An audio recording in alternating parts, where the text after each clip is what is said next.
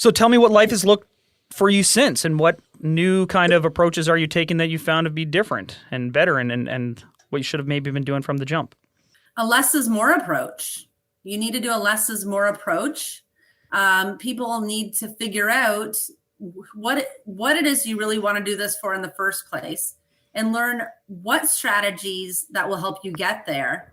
And also learn that you don't need to quit your job. If you have a job, you don't have to be, not everyone has to be a full-time investor, but everyone has to have real estate in their portfolio. And I think that makes it so much more accessible and so much less intimidating, because we've talked about that. It is work, but we can't advocate for quitting your day job, and it's really refreshing to hear someone say that you don't have to. Let's get into a couple of these others. Neil was going to ask something about private versus public options.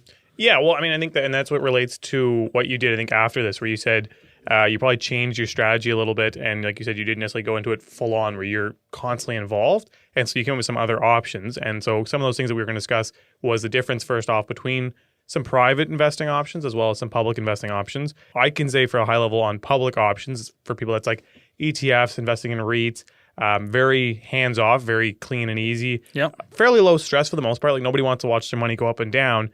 But it's not like a crazy thing. You don't typically see a REIT go down 10%. A lot of REITs pay dividends that are solid. Yeah. You reinvest them. It's kind of set it and forget it. It's not sexy per se, but you have no real control, to be honest. Though, like, even if you put $1 million in, that probably the REIT's probably got about $5 billion. So it's like you need. It's not like you're going to necessarily move the needle. No.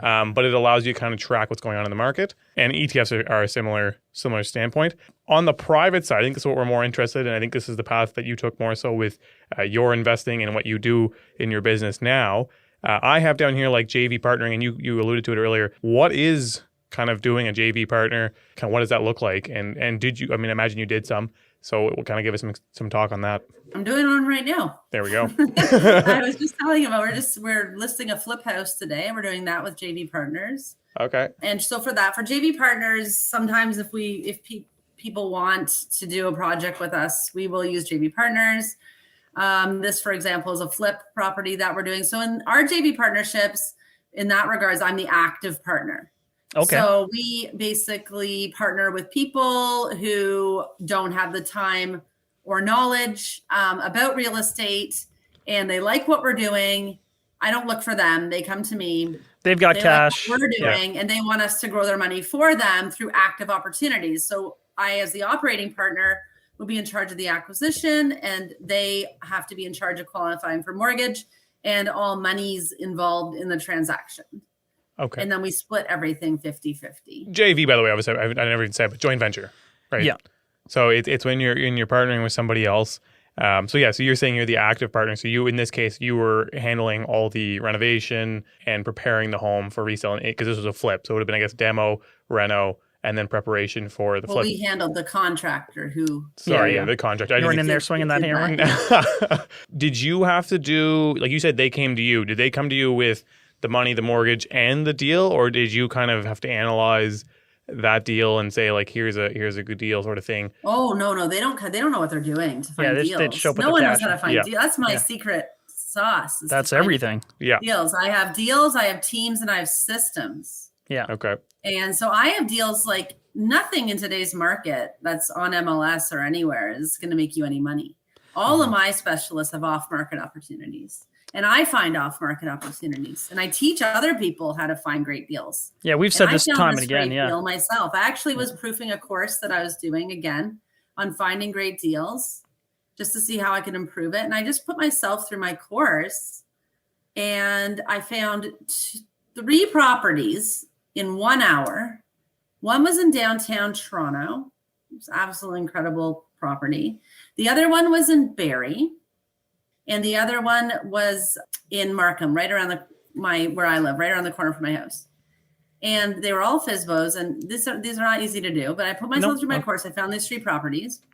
I ended up assigning one of them to actually one of our students, who's now doing a small land development on this property in Barrie. Yeah, we've talked about assignments in our. And I went over to this one in Markham, right around the corner, and I ended up closing on that property. And we got it for almost 200 $200,000 to $220,000 below fair market value. Oh, wow. Secured this property, and that's the only way that we were able to flip this property. I thought the And Toronto that market was right hard. They're around just the giving corner houses of my away. house. Sounds like they're giving houses away out there in Toronto. Well, Well, we just townhouses here. I'm surprised. In the last week alone here where we live, and this isn't even downtown Toronto. This is in the suburbs. But 3 townhomes. And these are middle townhomes. So how big was a middle townhome? Maybe 1,600 square feet. Yep. Middle, no, yeah. 1.3 million. So My heart just. this market's just ridiculous. So you can't find anything. We actually found this home, and we find a lot of homes. My criteria is under $1 million. And I find properties. We found one of our students a property for under $1 million in Toronto. We do it all the time, and it's not easy, but it's done. Do you think the massive, just on a aside, do you think the massive prices allow for there to be more fluctuation? Because it's like, all right, well, 5% in the difference on that place is $70,000. Like here, our market is so tight. Like we were talking about earlier, it's hard to flip a house because we're buying them for $250, and then the flipped house is only going for $400.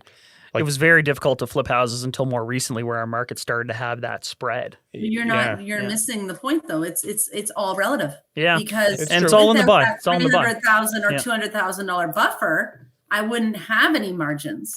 There's a lot of things that go into house flipping people don't consider. Like our soft costs alone, like all of these expenses before even everyone just thinks it's purchase price, construction, and resale. We'll talk about your financing, your holding costs, your breaking your financing, your land transfer tax. In Toronto, you have to pay that twice. There's a lot of things that go on to it. That there's $100,000 in soft costs alone. And the thing that people seem to always forget too is that without the buy, there's nothing. Right? People are so hot to trot. They're like, I want to get something and I'll make it nice. So I'll make it worth this. Like, no, you only make money really off the buy.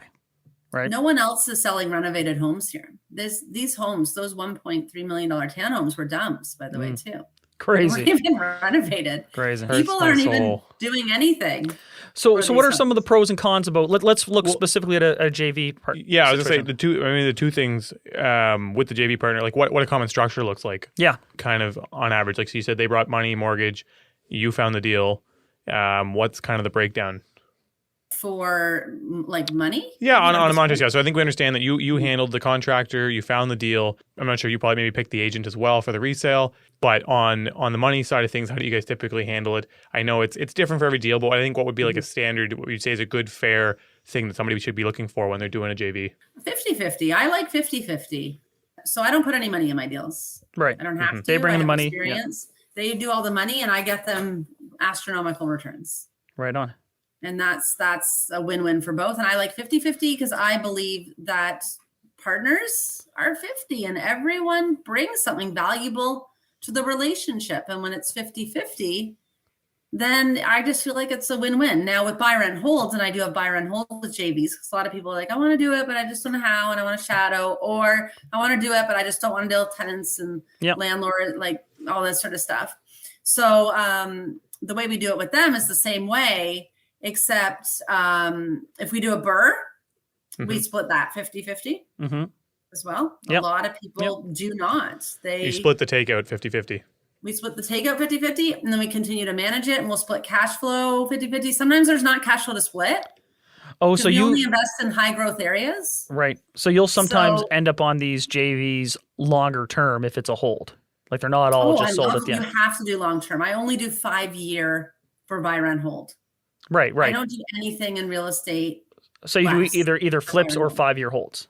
Oh yeah, flips, 5-year holds, unless it comes to a time where it's a good time to sell. So for example, this JV partner came to me about 1.5 years ago and they wanted to invest in a high growth area. We bought a property together and the property's gone up $150,000 in value. And I don't see this area going much higher. Right. I think this will be an area, it's a great area, but it is fictitiously high. Right. So now you're thinking here where we live, where, this is really expensive, whatever. It's a different kind of risk. With this area, it's farther from Toronto, but it's still it's actually Windsor, Ontario, which is a really great market. But now the average price of a home in Windsor is like $500,000. And I'm not sure if that's sustainable for that economy, given on the history of that. We only paid $200 for it. Right. So, and now it's up. So I'm like, why don't we sell? Yeah. And if you have, why would we hold on to this? We could sell this and buy something else, or. And going into it in a situation like that, do you have a preset like exit strategy? If someone wants to pull the chute and there's maybe a disagreement on that, you have that structured in the initial agreement, I'm sure. Yeah. Absolutely. There's always buyout clauses in your JV. So all of our members, they have access to like this template. Our first JV was 1 page. Our JV template now is 27 pages. It took us years and thousands of dollars to get to that point. But it really outlines a lot of important things for JVs. And then it also talks about the roles of the JVs. And then obviously the actual partnership in question. And so what happens if you want to sell or whatever, you could buy yourself out, or if we agree to hold it until blah, blah, blah. So all those things are in the JV agreement. When I was broke, I had rich habits.